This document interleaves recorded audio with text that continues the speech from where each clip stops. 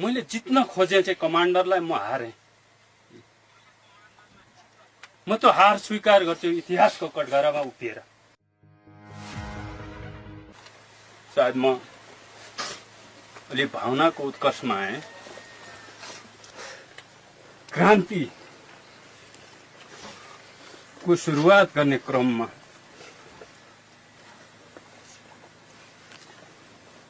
हामीले एकअर्कालाई बाचा दिएका थियौँ। म आलिङ्गनको निम्ति र एकताको निम्ति चाहिँ म हात बढाउन चाहन्छु।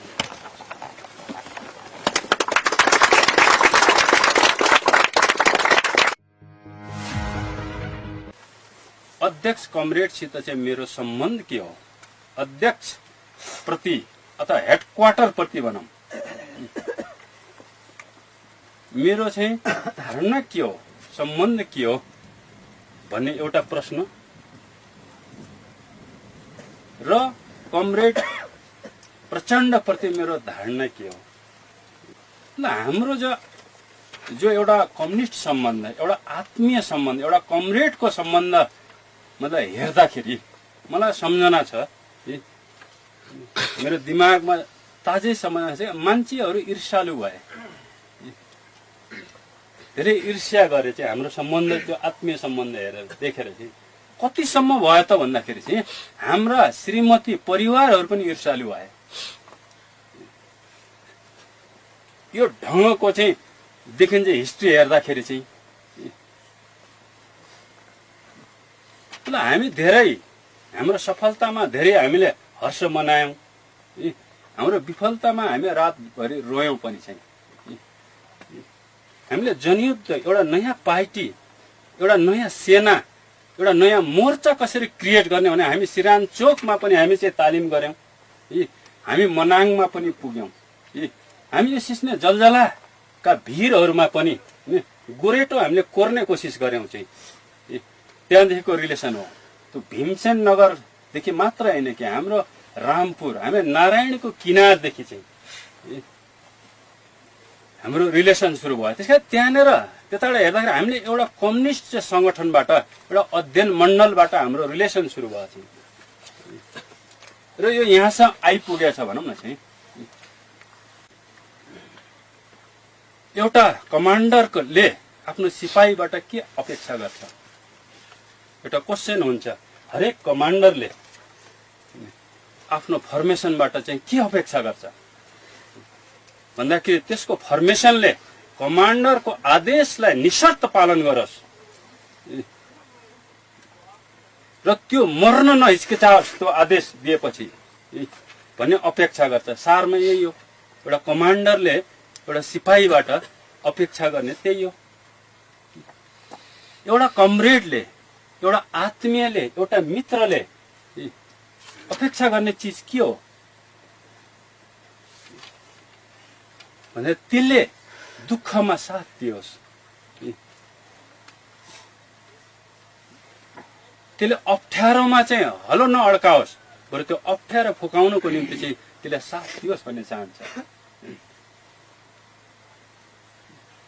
मलाई लाग्छ मेरो कमजोरी भनेको चाहिँ कतै छ।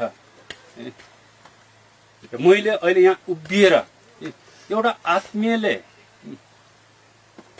जो अपेक्षा गर्ने सायद मैले पुरा गर्न सकिनँ। म यो नभनौँ कि मैले बेसिकली नै गर्न सकिनँ, सायद मैले बेसिकली नै त्यो अपेक्षाहरू पुरा नगरेको भए सायद हामी यहाँ हुन्थेन, यहाँ उभिएका हुन्थेनौँ हामीहरू चाहिँ। त इतिहासका खास मोडहरूमा जो अपेक्षा थियो एउटा मित्रको मबाट, एउटा कमरेडको, मैले त्यो भावनालाई मैले बुझ्न सकिनँ सायद। त्यसको रिपरकसन के हुन्छ त? त्यसको प्रतिक्रिया त्यो आशंकामा हुन्छ, त्यो एउटा पीडामा हुन्छ, त्यो आँसुमा व्यक्त हुन्छ। सायद मैले त्यहाँ उ गरेँ र एउटा आफ्नो आत्मीयको मैले आँसु बगाएँ र मैले आज यो इतिहासको कटघरामा उभिएर त्यो मेरो कमजोरीप्रति, त्यो भुलप्रति मैले चाहिँ मैले क्षमा याचना माग्नुपर्छ। सायद मेरो केही बाल हट भयो चाहिँ, मेरो नियतमा त्यसो थिएन होला।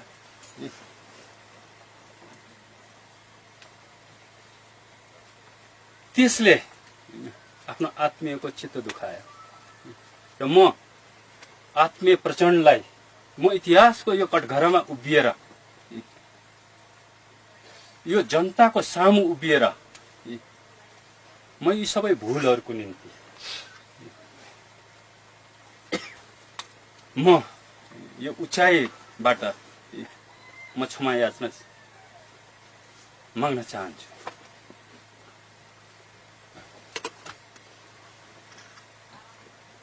सायद अर्को मेरो भुल, अर्कोतिरबाट हाम्रो सम्बन्धलाई हेर्दाखेरि मैले कमान्डरलाई जित्न खोजेँ, किन एउटा सिपाहीले जब कमान्डरको आदेश मान्दैन अथवा त्यो आदेशप्रति उदासीन हुन्छ भने त्यो सिपाहीले कमान्डरलाई जित्न खोजेको हुन्छ, हुन पुग्छ त्यो वस्तुगत रूपबाट। मैले कमान्डरलाई जित्न खोजेँ, त्यो मेरो नियतले होस् या चाहिँ मेरो अज्ञानताले होस्,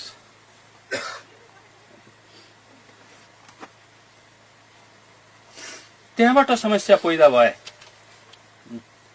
र त्यसले पनि आँसुहरू बगायो।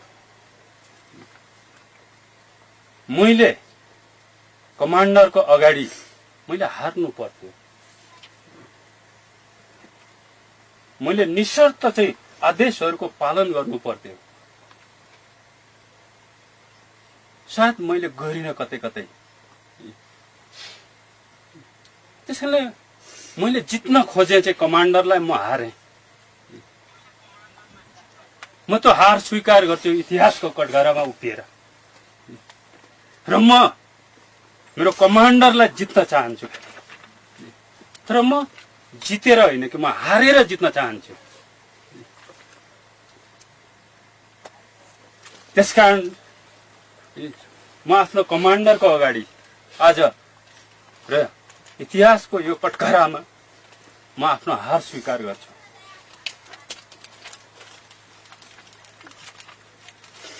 म जितमा, मेरो कमान्डरको जितमा म उहाँलाई चाहिँ मुट्ठी उठाएर सलाम गर्छु।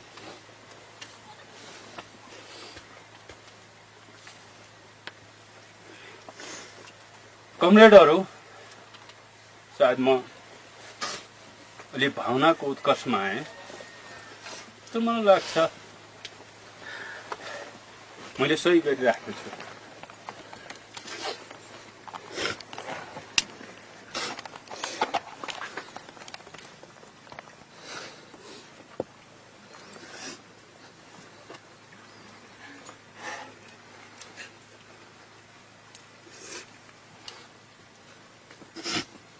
कमरेडहरू, मेरो यति मात्रै कमजोरी छैन, म अझ बढी कमजोरी स्वीकार गर्न चाहन्छु।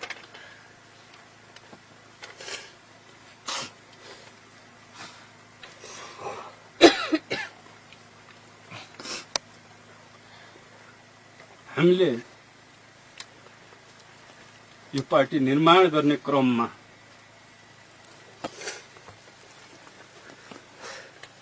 क्रान्ति को सुरुवात गर्ने क्रममा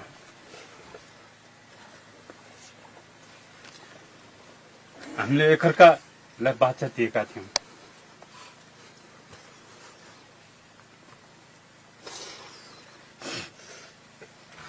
कि दुनियाँका सबै जल्लादहरूले जतिसुकै आँधी बेहरी चाहिँ सृष्टि गरे पनि हाम्रो यो आत्मीयता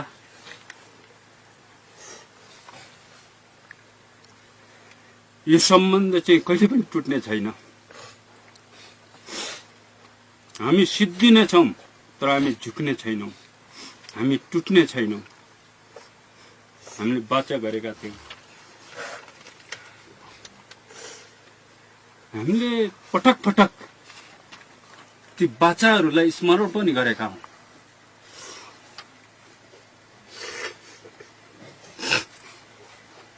तर कमरेडहरू, हुरी आयो, तूफान आयो,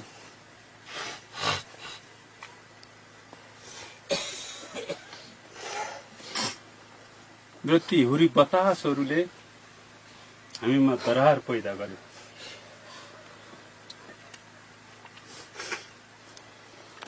यो दरारबाट धेरै धमिराहरू पसे र आज हाम्रो पार्टी, जस्तो कि यो डकुमेन्टमा भनिएको छ, हामी त्यस्तो भयौँ चाहिँ हाम्रो रिलेसन धमिरा लागेको रिलेसन जस्तो। त्यो पुरै भत्किएको ध्वस्त त छैन, तर धमिराहरू पस्यो त्यो दरारबाट चाहिँ।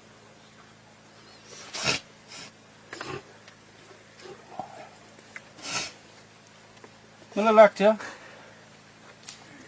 सायद त्यसमा मेरो आफ्नो मुख्य कमजोरी रह्यो।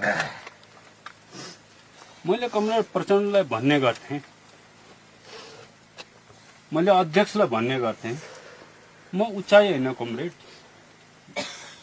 म शिखर होइन, म शिखर हुन चाहँदैन र मेरो त्यो विशेषता पनि होइन। म त आधार हो कमरेड, म त एउटा जग हो। सायद मैले त्यो उचाइलाई चाहिँ कायम राख्नको चाहिँ त्यो जग मजबुत हुनुपर्छ।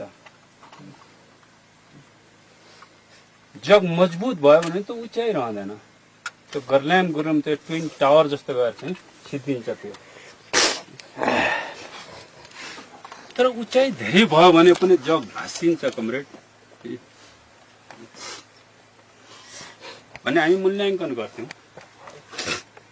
तर विडम्बना चाहिँ इतिहासले मलाई, हाम्रो रिलेसन त यस्तो थियो, यस्तो छ भन्छु अहिले पनि बेसिकल्ली। तर साथसाथै एउटा चिज पनि घुस्यो त्यहाँ धमिरा बनेर चाहिँ, त्यो लिन प्याउ घुस्यो।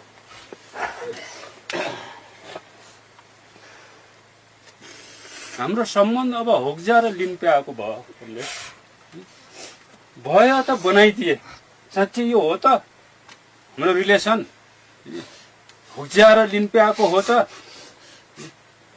इतिहासका तथ्यहरूले के साबित गर्छन्? हामी होक्जा हो, हामी लिन प्या हो त? मैले कमरेड अध्यक्षको सत्ता उल्टाउन खोजेकै हो त? मैले यसको जवाफ दिनुपर्छ इतिहासमा र म त्यो जवाफ दिनको निम्ति यहाँ उभिएको छु। मैले आफ्नो आत्मीयलाई सिद्ध्याउनको निम्ति मैले उहाँसँग मितेरी गाँसेको होइन।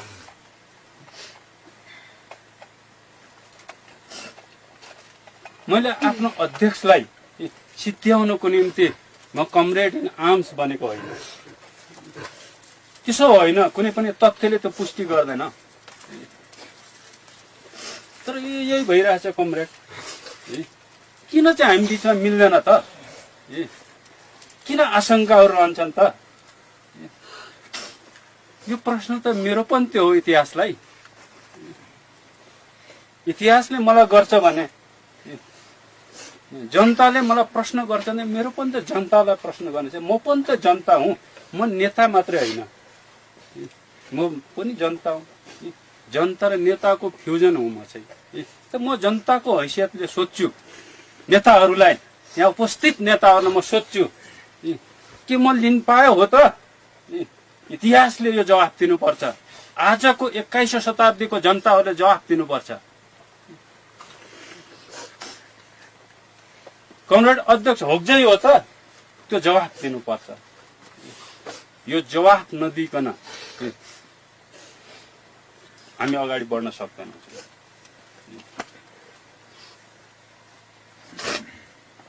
त्यो यो रिलेसनको मैले चाहिँ समीक्षा गर्दाखेरि, एउटा हिस्टोरिकल एउटा ऐतिहासिक समीक्षा गर्दाखेरि म एउटा मगर जातिबाट आएँ कमरेड। म मगरमा जन्मिन खोजेको मेरो इच्छा त थिएन। मगर भन्ने चाहिँ एउटा जाति हो, जनताको एउटा हिस्सा हो र यो मगर जातिको परिवेश सहित, त्यसको चेतना, त्यसको संस्कार सहित भनौँ, चेतना नभनौँ चाहिँ, त्यो संस्कार सहित म आएँ। तपाईँ एउटा ब्राह्मण परिवारमा जन्मेर अब ब्राह्मणमा जन्मिन्छु भनेर चाहिँ जन्मिया त होइन, तपाईँ त्यताबाट आउनुभयो। त्यो हिस्टोरिकल परिवेश र त्यसको संस्कार सहित आउनुभयो र यहाँ इतिहासले हामीलाई नारायणीको किनारमा चाहिँ हामीलाई मिलन गराइदियो। एउटा कम्युनिस्टको रूपमा चाहिँ हाम्रो चाहिँ त्यहाँ फ्युजन भयो त्यो, तर त्यो लिमिटेसन सहित, ती हाम्रा संस्कार सहित, हाम्रो चेतनाले चाहिँ हामीलाई त्यहाँ मिलन गरायो। तर हाम्रो अन्तर्विरोधहरू के हुन् भन्दा हाम्रो संस्कारहरूमा छ। हाम्रो मार्क्सवादमा हाम्रो अन्तर्विरोध छैन, हाम्रो संस्कारहरूमा अन्तर्विरोध छ। मैले भने सायद लिडरसिपको क्वेसनमा म अराजकतावादी छु। यताबाट हेर्दाखेरि ज्ञान चेतनाको हिसाबले त मार्क्सवादले त सत्ता चाहिन्छ, नेतृत्व चाहिन्छ, एउटा संक्रमणकालीन सत्ता हुनुपर्छ भन्छ। त्यो चेतनाको हिसाबले एकदम म सहमत छु, त्यही हो मार्क्सवाद। तर मेरो संस्कारले त मलाई पछाडि तान्छ। सायद मेरो अन्तर्विरोध, संस्कार र चेतना बिचको अन्तर्विरोध यहाँनिर छ। मैले त्यसमा लिप हान्न सकिनँ, अथवा भने त्यो अन्तर्विरोधबाट यो समस्या पैदा भएका छन्। तर तपाईँको संस्कार र पृष्ठभूमि र मार्क्सवादको बीचमा अन्तर्विरोध छ। त्यसले फेरि तपाईँलाई पछि तान्न खोज्छ अथवा अगाडि बढाउन खोज्छ। सत्ताको महत्त्व बुझ्ने, नेतृत्वको महत्त्व बुझ्ने कुराहरूमा तपाईँ मभन्दा अगाडि हुनुहुन्छ। हिस्ट्रीले पुष्टि गरे त त्यही हो। तर त्यसको महत्त्वलाई चाहिँ अति जोड दिँदाखेरि त्यो सरसत्तावादमा जान्छ, त्यो नोकरशाहीमा जान्छ र त्यो कम्युनिस्ट रिलेसनहरू हुन सक्दैन त्यसपछि। र अर्को मेरो संस्कारले, मानौ यहाँ साम्यवाद आइसक्यो, जम्मै चाहिँ यहाँ गौ प्राणी भए, त्यहाँ सबैलाई सुलो डोलो गरेर सबै हामी बराबर हौँ भन्ने टाइपको जो मेरो संस्कार छ, र यतातिरबाट हेर्दाखेरि त एकदम उग्र जस्तो देखिन्छ। अब एकैचोटि म साम्यवादमा पुगेर त्यही डिल गर्न खोजेँ। अहिले तात्कालिक आवश्यकताबाट हेर्दाखेरि चाहिँ फेरि त म पछि परेँ। त्यहाँ जातीय विकास, संस्कारहरूको विकासमा मगर जाति पछि छ, ब्राह्मण जाति अगाडि छ। त्यो किनकि त हिस्टोरिकल फ्याक्ट हो, त्यहाँ अन्तर्विरोध छ। ती संस्कारहरू हामी आएका छौँ र ती जातिहरू सर्वसत्तावादमा जाने खतरा, यो चाहिँ विसर्जनवादमा, अराजकतावादमा जाने खतरा। यो दुईटाको मिलन राज्यको अस्तित्वलाई चाहिँ स्वीकार नगर्ने भोलिको समाजमा के, त्यसले त सत्ताको विलोपीकरणतिर लान्छ। अहिले नै अस्वीकार गर्ने त फेरि चाहिँ विसर्जनतिर लान्छ। र त्यसलाई चाहिँ विलोपीकरणको दिशातिर नलाने, त्यसलाई चाहिँ मतलब आवश्यकता भन्दा बढी जोड दिने, फर्मल रिलेसनमा बढी जोड दिने आवश्यकता भन्दा अहिले त कम्युनिस्ट सम्बन्ध टुट्छ। कम्युनिस्ट सम्बन्धमा त हामी साम्यवादी हौँ। जब हामी अर्गनाइजेसनल रिलेसनमा आउँछौँ, हामी अहिलेको सत्तामा उभिनुपर्छ, फेरि अहिलेको धरातलमा त्यो हुनुपर्ने। सायद यो डाइलेक्टिक्स मैले ह्यान्डल गर्न सकिनँ, यसलाई मैले फ्युजन गर्न सकिनँ। मेरा कमजोरीहरू त्यहाँबाट पैदा भयो। मैले अस्ति पनि पिबीमा राखेँ नेतृत्व सम्बन्धी मेरो, मैले लेखेर नि दिएछु आत्मसमीक्षामा। पहिला हाम्रो जो शुद्धिकरणको बेलामा चाहिँ लिडरसिप सम्बन्धी थियो अवधारणामा अथवा त्यसको प्र्याक्टिसमा मेरा कमजोरी रह्यो र त्यताबाट सायद यी चाहिँ चिजहरू, आशंकाहरू पैदा भए। जस्तो गोर्खा सिक्किमको बार बार कुरा आउँछ, उल्लेख गरिन्छ यहाँ। गोर्खा सिटिङमा मैले लिडरसिपको चाहिँ विरोध गरेँ। मैले मन्दताको कुरा गरेँ, तीव्रताको गरिनँ। त्यो तीव्रता र अब त्यो लिडरसिपको क्वेसनमा छ त्यहाँ त्यो पटक पटकमा लिङ्गतावादलाई पुष्टि गर्नको निम्ति गोर्खा सिटिङबाट सुरु हुन्छ त्योभन्दा अझ उता पनि गइन्छ सिज अभियानमा पनि आउँछ यो सबै एउटा श्रृङ्खला छ बनेको छ भनौँ न चाहिँ यो साँच्चै त्यस्तै हो कि यो कृत्रिम हो यो अवसरवादी श्रृङ्खला हो कि यो क्रान्तिकारी श्रृङ्खला हो म भित्र के अन्तर्विरोध छ त्यो श्रृङ्खला र म भित्रको श्रृङ्खलामा अन्तर्विरोध छ त्यो अन्तर्विरोधले अन्त एफेक्ट गरिरहेको छ त्यो कुराहरू अझ गोर्खा सिटिङ देखेको जस्तो अब लामो फेरिस त हामीले दिने गर्छौँ जस मैले यो चिजलाई बिल्टाउनु भने चाहिँ हिस्ट्रीको मूल्याङ्कन एउटा आत्मसमीक्षामा त्यहाँ मैले यहाँ म भित्रको कमजोरीले मैले स्वीकार गर्न खोजेको थिएँ त्यो गोर्खा सिटिङको सायद यो हाम्रो फर्मल रिलेसन अर्गनाइजेसनल रिलेसन र हाम्रो एउटा इन्फर्मल एउटा कम्युनिस्ट रिलेसन को बिचको डाइलेक्टिक्सलाई गोर्खा सिटिङमा मैले ठिक ढङ्गले ह्यान्डल गर्न सकिनँ किन यसले चाहिँ यो लिडरसिपको कुरा उठाउँछ होइन मानिराखेकै छु मैले त पुरै सहयोग गरिरहेको छु भने त्यहाँ सायद त्यसको बुझाइमा चाहिँ उहाँले मलाई बुझाउन नसक्ने मैले चाहिँ फेरि बुझाउन नसक्ने जस अब्जेक्टिभले त फेरि के भन्दा उहाँले चाहिँ कुरा उठाउनु भयो चाहिँ त्यो बेलाको चेतनाको हिसाब किताबले ठिक थियो त्यहाँ त्यो उठ्नु ठिक थियो र त्यहाँ मैले सहयोग गर्नु पर्थ्यो उहाँलाई सायद त्यो भयो हाम्रो चाहिँ यो ढङ्गले चाहिँ क्रमशः चाहिँ चिजहरू अगाडि गयो त्यस कारणले मैले आफ्नो आत्मसमीक्षा गर्दाखेरि यहाँ विनम्रतापूर्वक मैले के भन्नुपर्छ लिडरसिप सम्बन्धी क्वेसनमा मैले कमरेड अध्यक्षलाई अथवा भनौँ चाहिँ कमरेड प्रचण्डलाई आफ्नो तर्फबाट जो भूमिका खेल्नु पर्थ्यो मेरो त्यो सचेत भनौँ अथवा अचेत भनौँ त्यसलाई संस्कारको कमजोरी भनौँ अथवा मेरो प्रवृत्तिको कमजोरी भनौँ चाहिँ त्यो कारणले चाहिँ धेरै ठेस पुग्यो भन्ने मलाई लाग्छ त्यस कारणले अब यसलाई एउटा नयाँ उचाइमा मैले चाहिँ त्यो जो मेरा कमजोरीहरू छन् यो डकुमेन्टको जो स्पिरिट छ